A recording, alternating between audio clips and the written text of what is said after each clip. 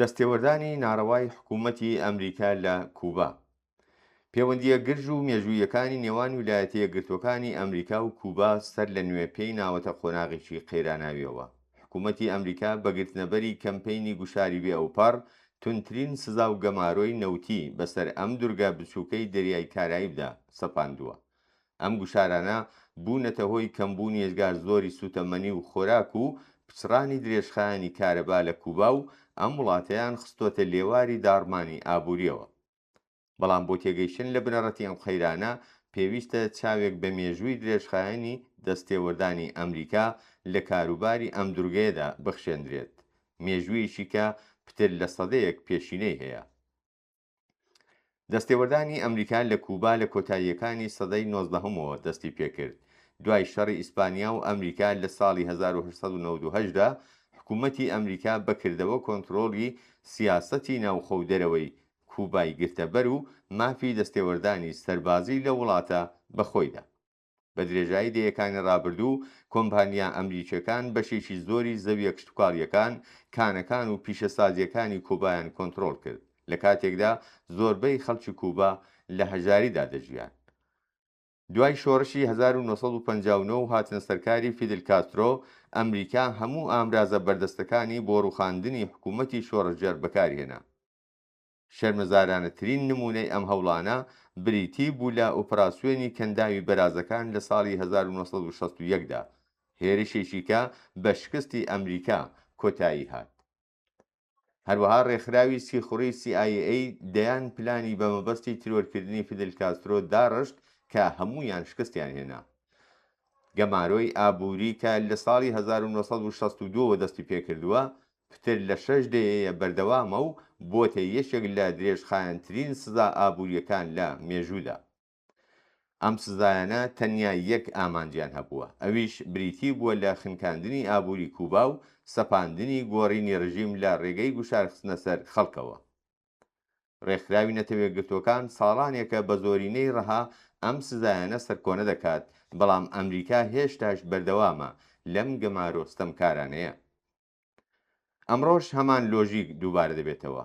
یەکێک لە بژاردە ڕادیکاڵەکانی سەرمێزی ترامپ بریتیە لە هێرشی سەربازی ڕاستەوخۆی ئەمریکا بۆ سەر ئەو وڵاتە بە مەبەستی لابردنی کەسایەتیە سەرێکیەکانی حکوومەتی کوبا.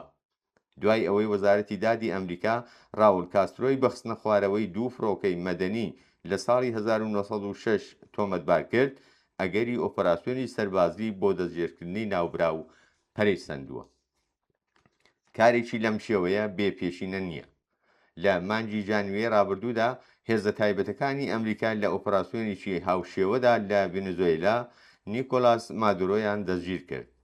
لە ساڵی 1989دا هێرشی هەزاران سەربازی ئەمریکا بۆ سەر پاناما بووە هۆی دەستگیرکردنی مانوێل نۆریگا.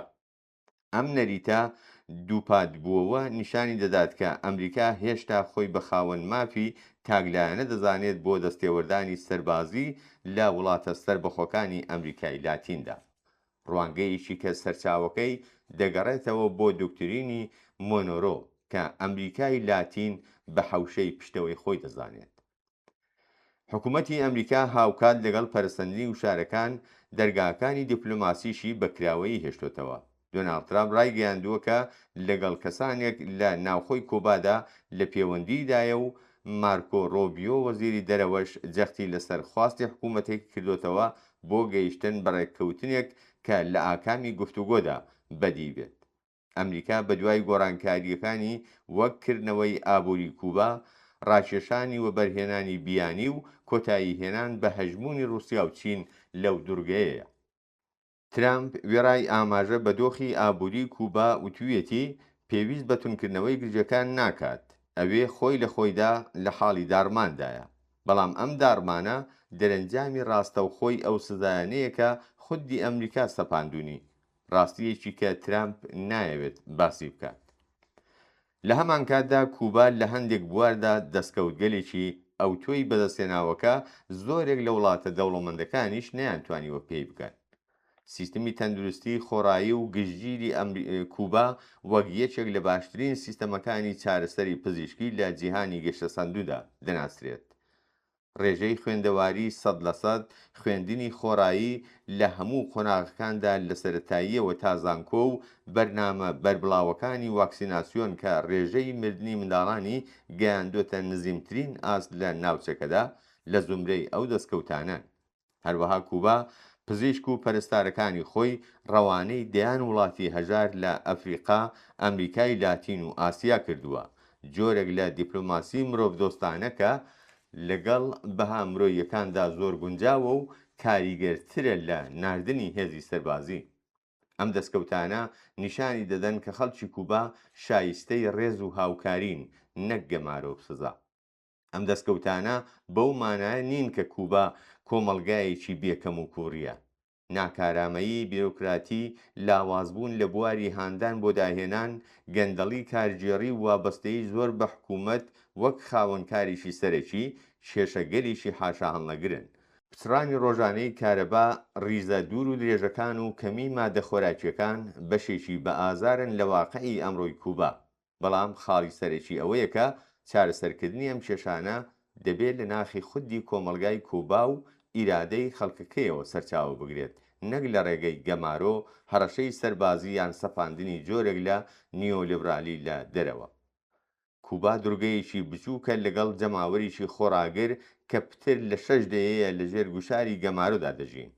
ئەوان نە هەڕەشەن بۆ سەر ئاسایشی نیشتمانی ئەمریکا و نەشایستەی سزای بە کۆمەڵن، بەڵکو شایانی ڕێز، هاوکاری و دەرفەتێکی ڕاستەقینەن بۆ ئەوەی خۆیان داهاتوی خۆیان دروست بکەن.